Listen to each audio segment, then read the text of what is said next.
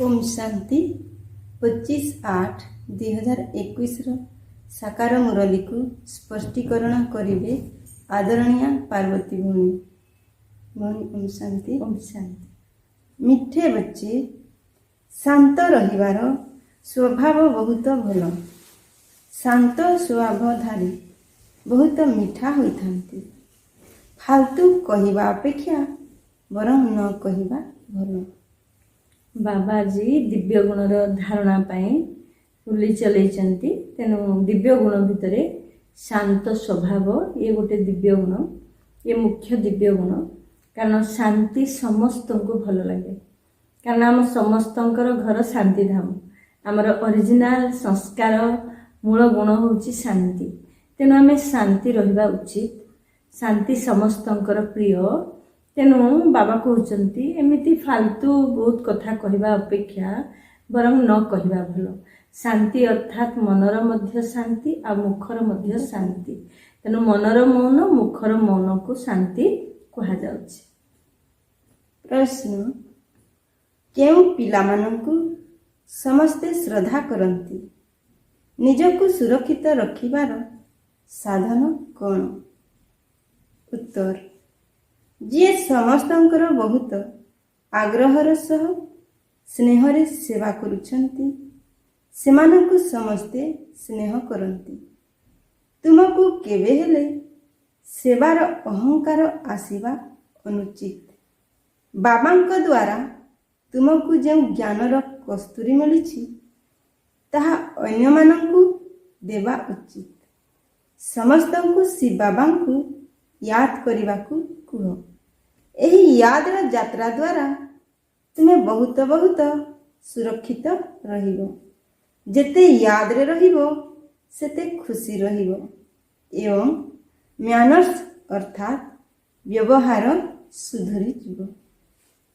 बाबाजी कहते एमती क्यों पिला मानक समस्ते भल पाती। को मान को भल पाती ना जो मैंने बहुत सेवा करती। तेणु को मैंने सेवा करती जो मैंने सेवा द्वारा अन्य को सुख दियंती। तेणु आमे कौन सेवा करिबा ना बाबाजी कहले ज्ञान को कस्तूरी सहित समान। तो कस्तूरी रो बहुत सुंदर बास्ना थाए, महक थाए। कस्तूरी मृग कहा जाए। ता नाभिरे कस्तूरी थाए बोली कहती।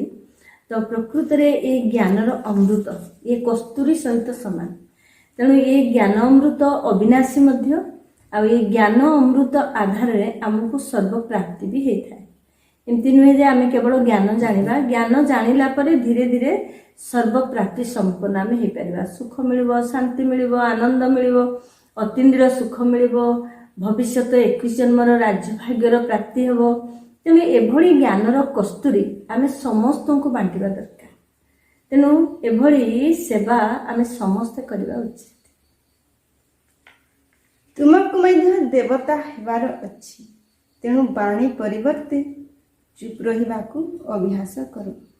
जो माने शांति रे अछंती बुझिबा दरकार जे सेमानंकर निज उपरे अटेंशन बा ध्यान अछि जहा कि तुमको शांति धाम जीवार अछि। तेणु बहुत धीरे कहिबा उचित। धीरे कही कही शांति धाम को चली जीवार अछि। जेते तुम्हें शांति रे रहिबो सेते शांतिर शक्ति प्रवाहित करि पारिबो। बाबाजी कहते आमे शांतिर शक्ति को निजे अनुभव करने सहित अन्य मानक मध्य शांतिर शक्ति अनुभव करैबा पई आमे प्रथमे कौन करबा ना शांतिर शक्तिर मूल्य बुझिबा। एवं बाबा पुणी तार विधि बतैले जेते कम कथा कहबा एवं धीरे कथा कहबा। कारण शांतिर मूल्य बहुत अधिक। तेणु कारण कौन पे ना आमे वर्तमान जगत को शांतिर बहुत आवश्यकता अछि। तेणु शांतिर अभाव रे समस्ते बेचैन हो जाउछंती। तेणु आमे शांतिर तरंग निज भितर जमा कले तो आमे विश्व को बांटी पारिबा।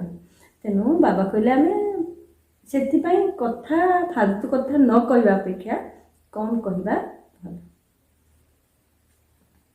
बाबा पिलामानंकु बहुत श्रेष्ठ श्रीमत देउछंती। ବୁଝାଉଛନ୍ତି, ମିଠା ପିଲାମାନେ, ଏବେ ତୁମକୁ ନିଜ ଘରକୁ ଯିବାର ଅଛି। ତେଣୁ ବାଣୀରୁ ମୁଭିକୁ ଆସ, ପୁଣି ସାଇଲେନ୍ସ ଅଥବା ନୀରବ ହୋଇଯାଅ। ଯିଏ ବି ଦେଖା ହେବେ ତାଙ୍କୁ ଏହି ବାର୍ତ୍ତା ଦିଅ, ତୁମେମାନେ ଯେତେ ନୀରବ ରହିବ ସେତେ ବୁଝିବ ଏହି ଲୋକମାନେ ଜାଣିବେ ଯେ ଏମାନେ କେଉଁ ଧୁନରେ ଅଛନ୍ତି। ଶାନ୍ତ ରହିବାର ସ୍ୱଭାବ ବହୁତ ଭଲ। ଶାନ୍ତ ସ୍ୱଭାବ ବ୍ୟକ୍ତି ସମସ୍ତଙ୍କୁ ବହୁତ ମିଠା ଅର୍ଥାତ୍ ସ୍ନେହୀ ଲାଗିଥାନ୍ତି। ଫାଲତୁ କହିବା ଅପେକ୍ଷା ନ କହିବା ଭଲ। ତେଣୁ ବାବା କହିଲେ ଆମେ ଶାନ୍ତି ଧାମକୁ ଯିବା। ଏବେ ଆୱାଜ ଦୁନିଆରେ ଅଛନ୍ତି, ତେଣୁ ସାଇଲେନ୍ସ ଦୁନିଆ, ତା ମଝିରେ ମୁଭି ଦୁନିଆ, ଇଏ ହେଉଛି ଟକି ଦୁନିଆ। ତେଣୁ ଆମେମାନେ ସମସ୍ତେ ଶାନ୍ତିର ଅଭ୍ୟାସ କରିବା ପାଇଁ, ଶାନ୍ତିର ଅନୁଭୂତି କରିବା ପାଇଁ ପ୍ରଥମେ ଆମେ କ'ଣ କରିବା? ବାଣୀର ଉର୍ଦ୍ଧ୍ୱକୁ ଯିବା। ତେଣୁ ବାଣୀର ଉର୍ଦ୍ଧ୍ୱକୁ ଯିବା, ତାହେଲେ ଆମେ କେଉଁ ଦୁନିଆକୁ? ମୁଭି ୱାର୍ଲଡକୁ ଯିବା। ତେଣୁ ଆମେ ତାକୁ ଅଭ୍ୟାସ କରିବା ଦରକାର। ମୁଭି ୱାର୍ଲଡରେ କୌଣସି ଆୱାଜ ହୁଏନି, କିନ୍ତୁ କଥାବାର୍ତ୍ତା ହୁଏ। ତେଣୁ ଆମେ ବି ଏଇଠି ସେବାସ୍ଥଳୀରେ କମ୍ କଥା, କମ୍ ଆୱାଜରେ ଆମେ ବି ସେବା କରି ଶିଖିବା ଉଚିତ। ତେଣୁ ଆମେ ଅଭ୍ୟାସ କରିବା। ଆଜି ଭଳି ଦିବସରେ, ପ୍ରକାଶମଣି ଦାଦୀଙ୍କର ସ୍ମୃତି ଦିବସରେ ଆମେ ଅନ୍ତତଃ ଏତିକି, ଆମେ ଯଦି ସତରେ ଦାଦୀଙ୍କୁ ଭଲ ପାଆନ୍ତି, ଆମେ ଅନ୍ତତଃ ଏତିକି ତ ଆମେ ନିଜେ ଜୀବନରେ ଧାରଣ କରିବା ଯେ ଆମେ ଶାନ୍ତିର ସହିତ ପ୍ରତ୍ୟେକ କର୍ମ କରିବା। କାରଣ ଆମକୁ ଏବେ ମୁଭି ୱାର୍ଲଡକୁ ଯିବାର ଅଛି, ଯେଉଁଟାକି ସୂକ୍ଷ୍ମ ବତନ। ତେଣୁ ସୂକ୍ଷ୍ମ ବତନରେ ଦାଦୀମାନେ, ବ୍ରହ୍ମା ବାବା, ମମା ସମସ୍ତେ ସମ୍ପୂର୍ଣ୍ଣ ହେଇକି ଅଛନ୍ତି। ତେଣୁ ଆମେମାନେ ମଧ୍ୟ ଆମର ସ୍ଥିତିକୁ ସମ୍ପୂର୍ଣ୍ଣ କରିବା, ଅଧିକ ଆୱାଜରେ ଆସିବା ନାହିଁ। ତାଠୁ ଉର୍ଦ୍ଧ୍ୱ ହେଉଛି ସାଇଲେନ୍ସ ୱାନ୍। ତେଣୁ ବାବା କହିଲେ ଫାଲତୁ କଥାବାର୍ତ୍ତା କରିବାନି, ଅର୍ଥାତ୍ କମ୍ କଥା କହିବା। ତେଣୁ ଲଢ଼େଇ ଝଗଡ଼ାର ତ ପ୍ରଶ୍ନ ହିଁ ନାହିଁ। ତେଣୁ ଲଢ଼େଇ ଝଗଡ଼ା ଦ୍ୱାରା ଆମେ ସ୍ୱରାଜ୍ୟ ସ୍ଥାପନା କରିପାରିବା ନାହିଁ। କେବଳ ଶାନ୍ତିର ଶକ୍ତି, ପବିତ୍ରତାର ଶକ୍ତି ହିଁ ଆବଶ୍ୟକ। ତୁମେ ସଚ୍ଚା ସଚ୍ଚା ପେଗମ୍ବର ଅର୍ଥାତ୍ ବାର୍ତ୍ତାବହ ଅଟ। ତୁମମାନଙ୍କର ସମସ୍ତଙ୍କ ଉପରେ ମେହର ଅର୍ଥାତ୍ କୃପା ରହିବା ଉଚିତ। କୃପା କରୁଥିବା ସନ୍ତାନମାନେ ବହୁତ ଶାନ୍ତିରେ ବାବାଙ୍କ ୟାଦରେ ରହିବେ। କେବଳ ବାର୍ତ୍ତା ଦେବାର ଅଛି ଯେ ଅବିନାଶୀ ବାବାଙ୍କୁ ୟାଦ କର, ତେବେ ଅବିନାଶୀ ସୁଖ ଶାନ୍ତି ମିଳିବ। ବାବାଜୀ କହୁଛନ୍ତି ଆମେ ପେଗମ୍ବର, ଆମେ ସମସ୍ତଙ୍କୁ ବାର୍ତ୍ତା ଦେବା ବା ଏହି ସନ୍ଦେଶ, ଏହି ଗୁଡ୍ ନ୍ୟୁଜ୍।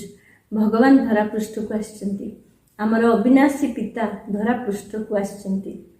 ତେଣୁ ବାବା ଆସିଛନ୍ତି ମାନେ ବାବା ଆମକୁ କ'ଣ ଉପହାର ଦେବା ପାଇଁ ଆସିଛନ୍ତି, ଆମକୁ କ'ଣ ବନେଇବା ପାଇଁ ଆସିଛନ୍ତି, ପତିତରୁ ପାବନ ବନେଇବା ପାଇଁ ଆସିଛନ୍ତି। ତେଣୁ ନିଶ୍ଚିତ ରୂପେ ସ୍ୱର୍ଗର ରାଜ୍ୟ ଭାଗ୍ୟ ଆମକୁ ମିଳିବ, ଆଉ ଆମେ ମଧ୍ୟ ଅନ୍ୟକୁ ଦେବା। ସେଥିପାଇଁ ଆମେ ଏହି ସନ୍ଦେଶ ସମସ୍ତଙ୍କୁ ଦେବା ଉଚିତ। ତୁମମାନଙ୍କୁ ସମସ୍ତଙ୍କର ବହୁତ ଆଗ୍ରହର ସହ ସେବା କରିବାର ଅଛି। ପ୍ରତ୍ୟେକଙ୍କୁ ସେବା ଯୋଗ୍ୟ ହେବା ଉଚିତ।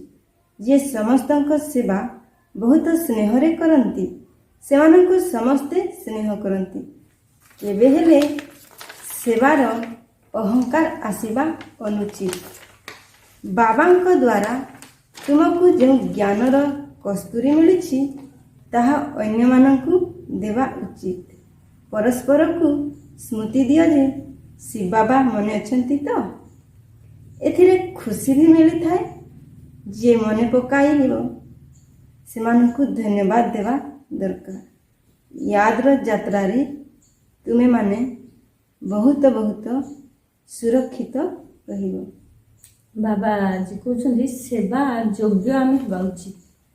କାରଣ ଆମେ ସେବା ଯୋଗ୍ୟ ଯଦି ନ ହେବା, ଆମେ ସେବା କରିପାରିବା ନାହିଁ। ବାବାର ଜ୍ଞାନ କସ୍ତୁରୀକୁ ଆମେ ସମସ୍ତଙ୍କୁ ବିତରଣ କରିପାରିବା ନାହିଁ। ତେଣୁ ଏମିତି ନୁହେଁ ଆଉ କ'ଣ ସ୍ଥୂଳ ଜିନିଷ ଯେ ଆମେ କାହାକୁ ଏମିତି ଦେଇଦେବା। ଇଏ ହେଉଛି ସୂକ୍ଷ୍ମ ଜ୍ଞାନ। ତେଣୁ ୟାକୁ ଆମେ ବାଣ୍ଟିବା ପାଇଁ ପ୍ରଥମେ ନିଜ ଭିତରେ ଧାରଣା ଦରକାର। ଆମେ କାହାକୁ କହିବା ତୁମେ ଶାନ୍ତ ରୁହ, ଆମର ସ୍ୱଧର୍ମ ଶାନ୍ତି। ସିଏ ତ ଦେଖିବେ ଆମେ ନିଜେ ଅଶାନ୍ତି, ତାହେଲେ ସେ କେମିତି ଶାନ୍ତିର ଅନୁଭୂତି କରିବେ? ତେଣୁ ଆମେ ସୁଖ, ଶାନ୍ତି, ଆନନ୍ଦ, ପବିତ୍ରତାର ଚାବିକାଠି ଆମେ କହିବା ମେରା ବାବା ଶବ୍ଦ ନିଜ ଦିଲରେ ସमेଇକି ରଖିବେ। କିନ୍ତୁ ଆମେ ଯଦି ମେରା ବାବାକୁ ହୃଦୟରେ ନ ରଖି ଆମେ ଆମ ହୃଦୟରେ ଅନେକ କଥା, ବସ୍ତୁ, ବ୍ୟକ୍ତି, ବୈଭବ ଭିତରେ ଆମେ ଶ୍ରୀଚକ୍ର ଗୃହ ଭିତରେ ଆମେ ପଶିଛନ୍ତି, ତାହେଲେ ଆମେ କେମିତି କାହାକୁ ବନେଇ ପାରିବା? ତେଣୁ ଆମେ ପ୍ରଥମେ ଧାରଣା ମୂରତ ହେଇ ଆମେ ଅନ୍ୟମାନଙ୍କୁ ମଧ୍ୟ ଧାରଣା ମୂରତ ଆତ୍ମା କରିପାରିବା, ତାହେଲେ ସମସ୍ତେ ସନ୍ତୁଷ୍ଟ ହେବେ। ଆଉ ବାବା ପୁଣି କହୁଛି ତମେ ଯଦି କାହାକୁ ୟାଦ ଦିଲେଇ ଦଉଛ, ତାହେଲେ ଆମେ ମନେ ପକେଇବା ଦ୍ୱାରା ସିଏ ତାର ସ୍ୱରୂପରେ ରହିପାରିଲେ। ତେଣୁ ବାବା କହୁଛନ୍ତି ଏମିତି ଆତ୍ମାକୁ ଧନ୍ୟବାଦ ଦେବା ଦରକାର। ତେଣୁ ଆମେ ଧନ୍ୟବାଦର ପାତ୍ର ହେବା ପାଇଁ ଆମେ ମଧ୍ୟ ନିଜକୁ ବନେଇବା ଦରକାର। ଯେତେ ୟାଦରେ ରହିବ ସେତେ ଖୁସି ରହିବ ଏବଂ ବ୍ୟବହାର ମଧ୍ୟ ସୁଧୁରିଯିବ। ତୁମକୁ ନିଜର କ୍ୟାରେକ୍ଟର ଅର୍ଥାତ ଚରିତ୍ର ନିଶ୍ଚିତ ଉଚ୍ଚ କରିବା ଉଚିତ। ନିଜେ ନିଜର ହୃଦୟକୁ ପଚାର, ଆମର ସ୍ୱଭାବ ବହୁତ ବହୁତ ମିଠା ଅଛି ତ? କେବେ ହେଲେ କାହାକୁ କ୍ରୋଧ ତ କରିଦେଉନାହିଁ ତ? ବାବା କହୁଛନ୍ତି ଆମେ ୟାଦରେ ଯଦି ରହିବା ଆମେ ସୁରକ୍ଷିତ ରହିବା। ତେଣୁ ୟାଦରେ କୋଉମାନେ ରହିପାରିବେ? ଯୋଉମାନେ ନିଜ ଚରିତ୍ରକୁ ଠିକ କରିକି ଗଢୁଛନ୍ତି। ଯୋଉମାନେ ନିଜର ଚରିତ୍ରକୁ ଠିକ ରୂପେ ଗଢୁଛନ୍ତି ସେଇମାନେ ୟାଦ ରହିବେ। ତେଣୁ ଚରିତ୍ର ଭିତରେ ପ୍ରଥମେ ନିଜ ସ୍ୱଭାବକୁ ମିଠା କରିବା ଦରକାର। ଯଦି ଆମ ସ୍ୱଭାବକୁ, ଆମ ସଂସ୍କାରକୁ ଆମେ ମିଠା କରିନାହାନ୍ତି, ତାହେଲେ ଆମେ କ'ଣ ଚରିତ୍ର ଗଠନ କରିବା ଅନ୍ୟମାନଙ୍କର? ନା ଆମେ କ'ଣ ସେବା କରିପାରିବା? ତେଣୁ ଆମେ ନିଜକୁ ଯାଞ୍ଚ କରିବା ଦରକାର। କୁହାଯାଏ ନକ୍ଷତ୍ର ଦେବତା, ଆକାଶର ତାରକା ତ ଦେବତା ନୁହେଁ ନା? ତୁମେ ତ ତାଠାରୁ ମହାନ ବଳବାନ ଅଟ, କାହିଁକି ନା ତୁମେ ସାରା ବିଶ୍ୱକୁ ଆଲୋକିତ କରୁଛ। ତୁମେ ହିଁ ଦେବତା ହେବାକୁ ଯାଉଛ, ଯେପରି ଉପରେ ତାରକାମାନଙ୍କର ରିମଝିମ ହେଉଛି। ବାବା କହୁଛନ୍ତି ଯେମିତି ଆକାଶରେ ତାରକାମାନଙ୍କ ରିମଝିମ, ଆମେ ହେଉଛନ୍ତି ଧରତୀର ସିତାରା। ତେଣୁ ସେଇ ତାରା ଯେତିକି ଆଲୋକ ନ ଦେଇପାରିବ, ବାବା କହୁଛନ୍ତି ତୁମେ ତାଠାରୁ ଅଧିକ ଆଲୋକ ଦେଇପାରିବ। ତେଣୁ ଆମର କୋଉ ଆଲୋକ? ନା ଜ୍ଞାନର ଆଲୋକ। ଏ ଜ୍ଞାନର ପ୍ରକାଶ ଦ୍ୱାରା ସମସ୍ତେ ଧୋକାରୁ ମୁକ୍ତ ହେବେ। ଏ ଜ୍ଞାନର ପ୍ରକାଶ ଦ୍ୱାରା ସମସ୍ତେ ଅପ୍ରାପ୍ତିରୁ ପ୍ରାପ୍ତି ଆଡ଼କୁ ଯାତ୍ରା କରିବେ, ଅନ୍ଧକାରରୁ ଆଲୋକ ଆଡ଼କୁ ଯାତ୍ରା କରିବେ, ଆଉ ସମସ୍ତେ ବନ୍ଧନରୁ ମୁକ୍ତି, ଜୀବନ ମୁକ୍ତି ଆଡ଼କୁ ଯାତ୍ରା କରିବେ। ତେଣୁ ବାବା କହିଲେ ତୁମେ ଏଇ ଧରତୀର ଦିବ୍ୟ ସିତାରା, ପ୍ରକାଶମୟ ସିତାରା, ଭାଗ୍ୟ ସିତାରା। ତେଣୁ ଆମେ ମଧ୍ୟ ସମସ୍ତଙ୍କୁ ଆଲୋକ ପ୍ରଦାନ କରିପାରିବା। ଏବେ ତୁମମାନଙ୍କୁ ଅବିନାଶୀ ଜ୍ଞାନ ରତ୍ନର ଲଟେରୀ ମିଳୁଛି, ତେଣୁ କେତେ ଖୁସି ରହିବା ଉଚିତ। ଅନ୍ତରରେ ଖୁସିରେ ଉତ୍ସାହିତ ହେଉଥାଉ। ତୁମର ଏହି ଜନ୍ମ ହୀରାତୁଲ୍ୟ ବୋଲି ଗାୟନ କରାଯାଇଛି। ତୁମେ ବ୍ରାହ୍ମଣ ହିଁ ଜ୍ଞାନୀ ହେଉଛ, ତେଣୁ ତୁମକୁ ଜ୍ଞାନର ଖୁସି ରହୁଛି। ଏହି ଦେବତାମାନଙ୍କ ଠାରୁ ମଧ୍ୟ ତୁମେ ଶ୍ରେଷ୍ଠ ଅଟ, ତେଣୁ ତୁମ ଚେହେରା ଖୁସିରେ ସର୍ବଦା ପ୍ରଫୁଷ୍ଠିତ ରହୁ। ବାବା କହୁଛନ୍ତି ତୁମେ ତ ଧରତୀର ସିତାରା, ତେଣୁ ତୁମ ପାଖରେ ମଧ୍ୟ ଖୁସି ଏମିତି ରହୁ, ଏମିତି ଖୁସି ତୁମ ଭିତରେ ପ୍ରସ୍ଫୁଟିତ ହେଇକି ରହୁ, ସମସ୍ତଙ୍କ ପାଖକୁ ଖୁସିର ଖୁସବୁ ପହଞ୍ଚି ଯାଉ। କାରଣ ତୁମ ହେଉଛ ହୀରାତୁଲ୍ୟ ଜୀବନ, ତୁମର ହୀରା ଭଳି ଚମକ ତୁମ ଭିତରେ ଆସୁଛି। କାରଣ ତୁମେ ଏଇ ଜ୍ଞାନ ଦ୍ୱାରା ତୁମେ କ'ଣ ବନି ଯାଉଛ? ନା କୋଟ ମେ କୋଇ ମେ କୋଇ, ଏଭଳି ଆତ୍ମା ତୁମେ ବନି ଯାଇଛ। ତେଣୁ ତୁମକୁ ଯଦି ଏଭଳି ସୁନ୍ଦର ଲଟେରୀ ମିଳିଯାଇଛି, କେତେ ଖୁସି ହେବା ଦରକାର। ଅଲରେଡି ଆମେ କାହା ଦ୍ୱାରା ସିଲେକ୍ଟେଡ ହେଇଗଲେ? ସ୍ୱୟଂ ଭଗବାନଙ୍କ ଦ୍ୱାରା ଆମେ ସିଲେକ୍ଟେଡ ହେଇଗଲେ ରାଜ୍ୟ ଭାଗ୍ୟକୁ ପ୍ରାପ୍ତି କରିବା, ଆଉ ଅନେକ ଜଣଙ୍କୁ ମଧ୍ୟ ରାଜ୍ୟ ଭାଗ୍ୟ ପ୍ରାପ୍ତି କରିବା। ବାବା ପିଲାମାନଙ୍କୁ ଆଶୀର୍ବାଦ ଦେଉଛନ୍ତି, ମିଠେ ବଚ୍ଚେ ସଦା ଶାନ୍ତ ହୁଅ, ଚିରଞ୍ଜୀବୀ ହୁଅ, ଅର୍ଥାତ ବହୁତ ଜନ୍ମ ବଞ୍ଚି ରୁହ। ବାବାଙ୍କ ଠାରୁ ଆଶୀର୍ବାଦ ତ ମିଳୁଛି, ତଥାପି ପ୍ରତ୍ୟେକଙ୍କୁ ନିଜର ପୁରୁଷାର୍ଥ କରିବାର ଅଛି ଯେ ଆମେ ଚିରଞ୍ଜୀବୀ କିପରି ହେବୁ। ବାବା ବରଦାନ ଦେଲେ ଶାନ୍ତ ଭବ ଚିରଞ୍ଜୀବୀ ଭବ। ତେଣୁ ବାବା ବରଦାନ ଦେଲେ ବୋଲି ଆମେ ବସିଗଲେ ହବନି, ଆମକୁ ଶାନ୍ତ ରହିବାର ମେହନତ କରିବାକୁ ପଡ଼ିବ। ଚିରଞ୍ଜୀବୀ ବା ଅମର ହେବା ପାଇଁ ଆମକୁ ମେହନତ କରିବାକୁ ପଡ଼ିବ। ଶାନ୍ତ ରହିବାର ମେହନତ କ'ଣ ମୁଖରେ କହିବାକୁ ଇଚ୍ଛା ଥିବ, ମୁଖକୁ ମୌନ। ବାବା ବେଳେ ବେଳେ କହନ୍ତି ତୁମ ମୁଖରେ ମୋହଲରା ଡାଲି ଦିଅ। ଏତେ ବଡ଼ ଗୋଲ ଗୋଟେ ମୋହଲରା ଥାଏ, ତା ଭିତରେ ଭର୍ତ୍ତି କରିଦେଲେ ପାଟିରେ ଆଉ କଥା କହିପାରିବାନି। ତେଣୁ ତୁମେ ଯଦି ପାରୁନ ତାହେଲେ ଆଗେ ସ୍ଥୂଳ ଇନ୍ଦ୍ରିୟକୁ ଆଗ ବନ୍ଦ କର।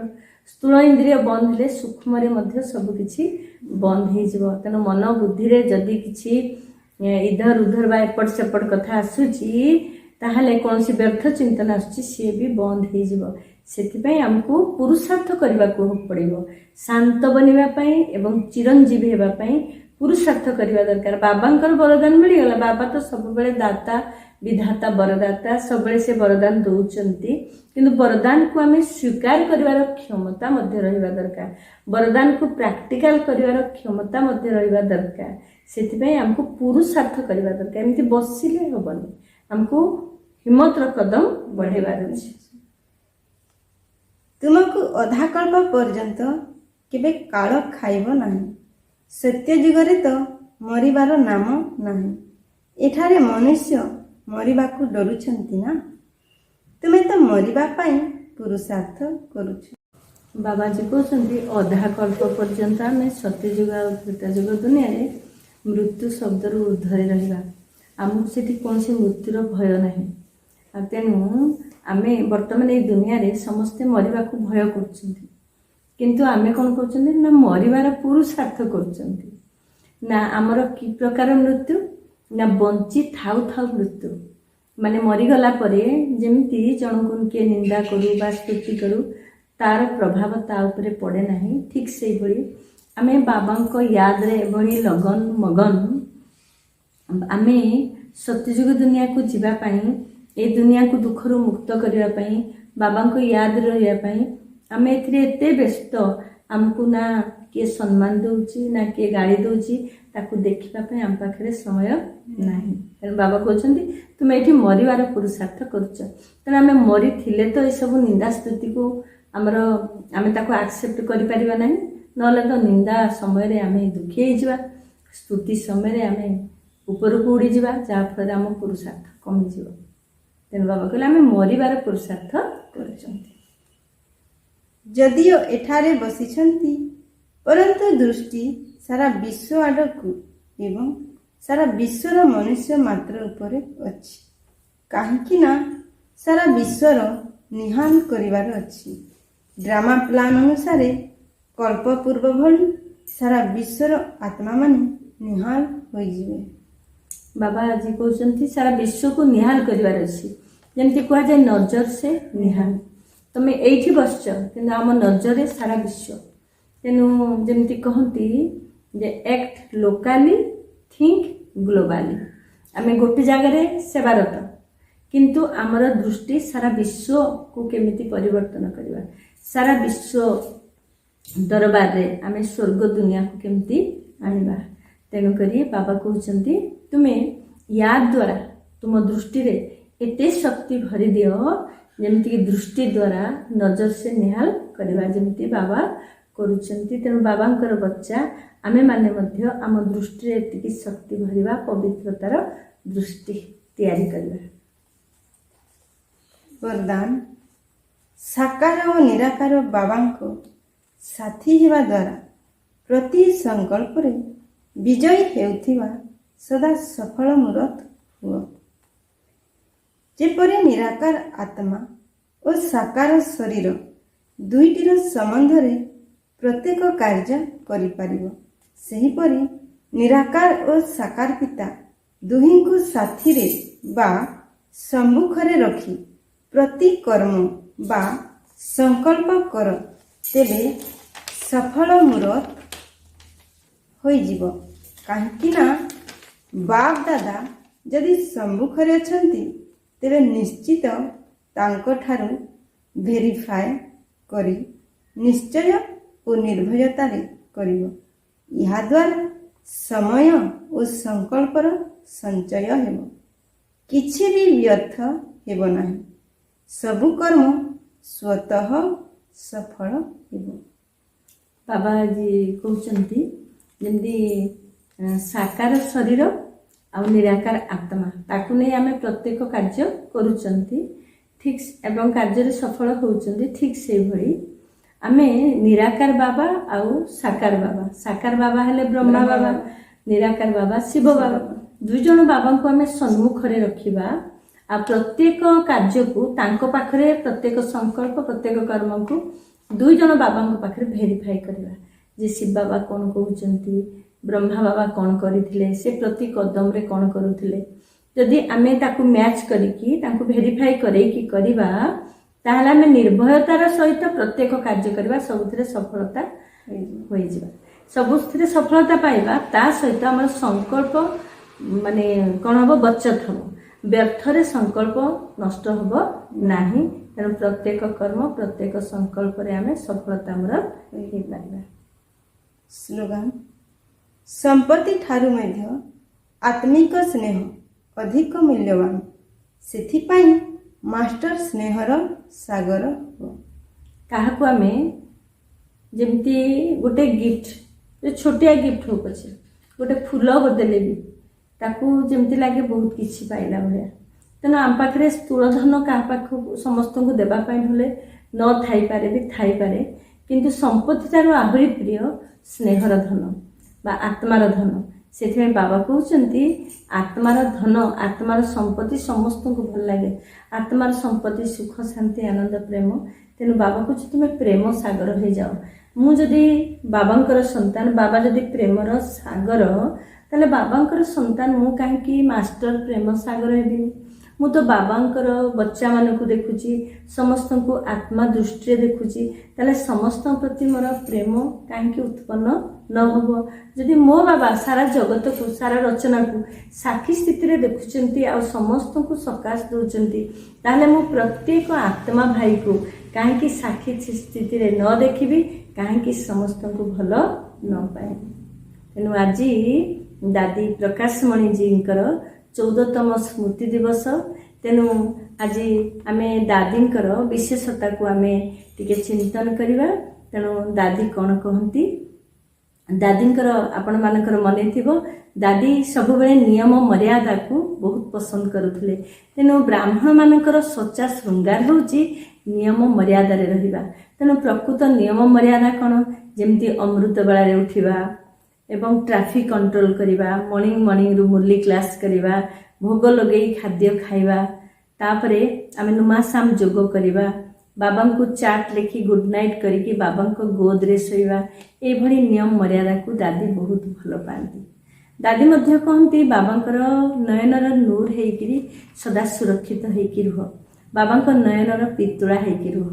ତେଣୁ ବାବାଙ୍କର ନୟନର ପିତୁଳା ଯଦି ହେଇଯିବା ତାହେଲେ ଆମକୁ ମାୟାର ସେକ୍ ଆମକୁ ଲାଗିବନି, ଆମେ ସଦା ସୁରକ୍ଷିତ ରହିବା।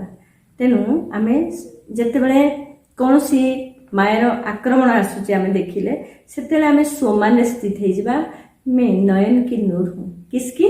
ବାବା କି, ମୁଁ ବାବାଙ୍କର ନୟନ ପିତୁଳା। ତେଣୁ ଆମେମାନେ ସମସ୍ତେ ଆଜି ଏଇ ଦାଦିଙ୍କ ସ୍ମୃତି ଦିବସରେ ଆଉ କ'ଣ କରିବା ନା, ବାବାଙ୍କୁ ଦାଦି କହନ୍ତି ବାବା ହେଉଛନ୍ତି ଦିଲବର, ବାବା ହେଉଛନ୍ତି ରହବର।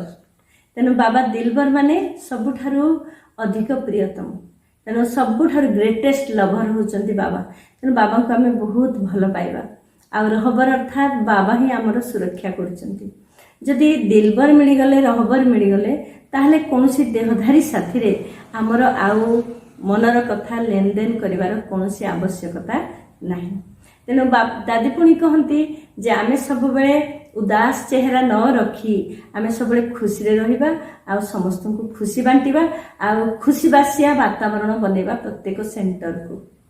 ତେଣୁ ଦାଦି ବି କହନ୍ତି ବଚ୍ଚେ ତୁମେ ଅନ୍ତର୍ମୁଖୀ ରୁହ।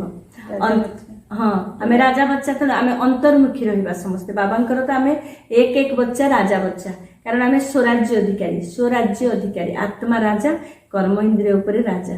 ତେଣୁ ଆମେ ରାଜା ବଚ୍ଚା ମାନେ ଆମର କେତେ ରୟାଲିଟି ରହିବା ଦରକାର, ଆମେ କେତେ ପବିତ୍ର ରହିବା ଦରକାର। ତେଣୁ ଦାଦି ସବୁବେଳେ କହନ୍ତି ତୁମେ ଅନ୍ତର୍ମୁଖୀ ରୁହ, ଅନ୍ତର୍ମୁଖୀ ସଦା ସୁଖୀ। ମନରେ ବି ମୌନ ରଖ ଆଉ ମୁଖର ମଧ୍ୟ ମୌନ ରଖ। ମୌନ ଅର୍ଥାତ୍ ବ୍ୟର୍ଥ ଚିନ୍ତନ କରିବା ନାହିଁ। ପୁଣି ଦାଦି କହନ୍ତି ମତଭେଦରେ ଆସିବା ବହୁତ ବିଘ୍ନ। ଯଦି ମତଭେଦରେ ଆମେ ଆସିବା ପରସ୍ପର ଯଜ୍ଞରେ, ତାହେଲେ ଇଏ ତ ସେଣ୍ଟର ପାଇଁ ଯଜ୍ଞ ପାଇଁ ବହୁତ ବଡ଼ ବିଘ୍ନ। ତେଣୁ ଆମେ ଏକମତ ହେଇକି ସବୁବେଳେ ରହିବା, ଆଉ ଆମେ ସବୁବେଳେ ସନ୍ତୁଷ୍ଟ ମଣି ହେଇକି ରହିବା। ନିଜେ ସନ୍ତୁଷ୍ଟ ରହିବା, ଅନ୍ୟମାନଙ୍କୁ ମଧ୍ୟ ସନ୍ତୁଷ୍ଟ କରିବା, ଆଉ ନିଜେ ସମସ୍ତଙ୍କୁ ସମ୍ମାନ ଦେବା। ଦାଦିଙ୍କର ଗୋଟେ ମନ୍ତ୍ର ରହିଛି, ଏଇ 4 ମନ୍ତ୍ର ଦିଅନ୍ତି ଦାଦି। ପ୍ରଥମେ ଦାଦି କହନ୍ତି ସମସ୍ତଙ୍କୁ ବହୁତ ଭଲ ପାଅ, ସୁଭାବନା ରଖ, କାହାକୁ ଘୃଣା କର ନାହିଁ। ଆଉ ଦାଦି କହନ୍ତି ଅଲବେଲାପନରେ ଆସ ନାହିଁ, ବରଂ ଏଲର୍ଟ ରୁହ। ଆଉ ଦାଦି କହନ୍ତି ରିସ୍କ କର ନାହିଁ, ଈର୍ଷା କର ନାହିଁ, ବରଂ ନିଜର ଉନ୍ନତି ପାଇଁ ରେସ୍ କର। ଦାଦି କହନ୍ତି ବସ୍ତୁ ବ୍ୟକ୍ତି ବୈଭବର ପ୍ରଭାବରେ ଆସ ନାହିଁ, ପରନ୍ତୁ ବାବାଙ୍କ ପ୍ରଭାବରେ ସବୁବେଳେ ରୁହ। ତେଣୁ ଦାଦି ଏଇଭଳି କହିଥାନ୍ତି। ତେଣୁ ଦାଦିଙ୍କର ଆଉ ଗୋଟେ କଥା ଆମେ ମନେ ପକେଇବା। ଦାଦି ସବୁବେଳେ କହନ୍ତି ସ୍ୱମାନେ ରୁହ ଆଉ ସମସ୍ତଙ୍କୁ ସମ୍ମାନ ଦିଅ। ଦାଦିଙ୍କର ସ୍ଲୋଗାନ ଥିଲା ନିମିତ୍ତ ନିର୍ମାଣ ନିର୍ମାଣ। ନିମିତ୍ତ ଅର୍ଥାତ୍ ବାବା କରାବନହାର କରାଉଛନ୍ତି, ମୁଁ ନିମିତ୍ତ କରନହାର। ତେଣୁ ଯଦି ବାବା ସବୁ କିଛି କରାଉଛନ୍ତି, ତାହେଲେ ମୋ ପାଖରେ ଆଉ କୌଣସି ବୋଝ ନାହିଁ, ଆମେ ବାଲକ ହେଇଯିବା। ଆଉ ନିର୍ମାଣ ଅର୍ଥାତ୍ ଦିବ୍ୟ ଗୁଣ ଆମ ଭିତରେ ରହିବ, କୌଣସି ପ୍ରକାର ଅବଗୁଣର ଫାଇଲ ବାହାରକୁ ଆସିବ ନାହିଁ। ଯଦି ଆମ ପାଖରେ ଏଭଳି ନିମିତ୍ତ ଭାବ ନିର୍ମାଣ ଭାବ ରହିବ, ତାହେଲେ ଆମେ ନିଜ ଭିତରେ ମଧ୍ୟ ଦିବ୍ୟ ଗୁଣ ନିର୍ମାଣ କରିପାରିବା, ଆଉ ଅନ୍ୟମାନଙ୍କ ପାଖରେ ମଧ୍ୟ ଦିବ୍ୟ ଗୁଣର ଶୃଙ୍ଗାର, ଅନ୍ୟମାନଙ୍କୁ ଶୃଙ୍ଗାରିତ କରିପାରିବା, ଯାହାଫଳରେ ନବଯୁଗର ନିର୍ମାଣ କରିବାରେ ଆମେ ସହଯୋଗୀ ହେଇପାରିବା। ଆଜିର ମୁରଲୀକୁ ସୁନ୍ଦର ଭାବରେ ସ୍ପଷ୍ଟୀକରଣ କରିଥିବାରୁ ଭଉଣୀଙ୍କୁ ଧନ୍ୟବାଦ ଦେଇ ଆଜିର କାର୍ଯ୍ୟକ୍ରମ ଏଇଠି ରଖୁଛୁ। ପୁଣି ଦେଖା ହେବ ଆଗାମୀ ଅଧ୍ୟାୟରେ। ରହୁଛୁ। ଓମ୍ ଶାନ୍ତି।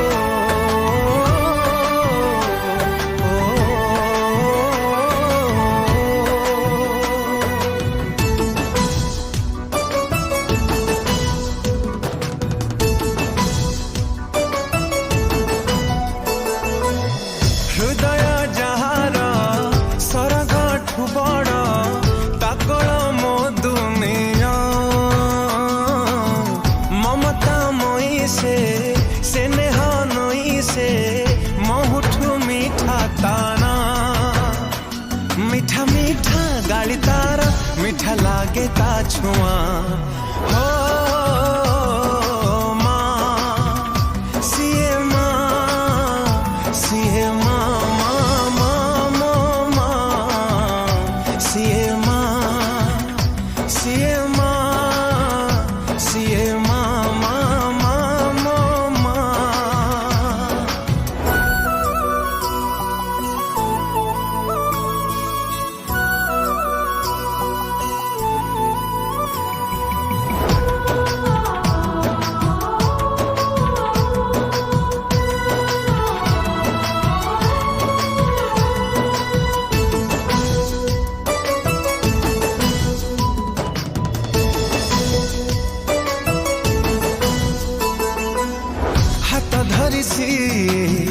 चलिबा शिखाए झुंटिबा आगरू निये कोले अभय दायिनी तापण तकानी ताकोलर सुख कोठी नहीं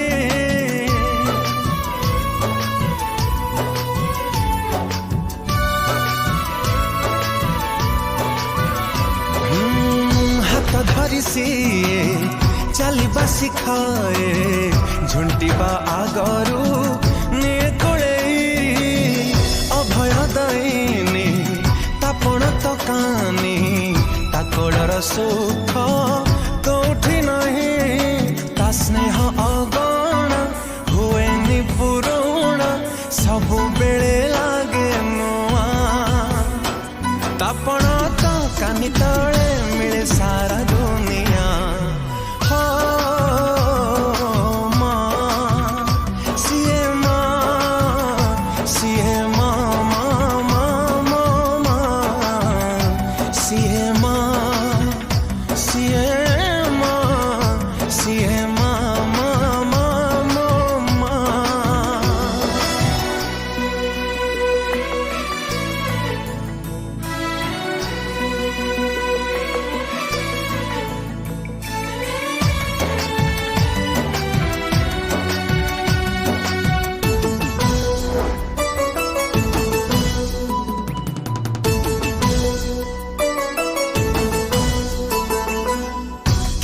पूजा व्रत केते मनसिक मनासु थाए से आमरी पाई जेते दुख आसु सब सही जाए ताठारु महान केही नहीं।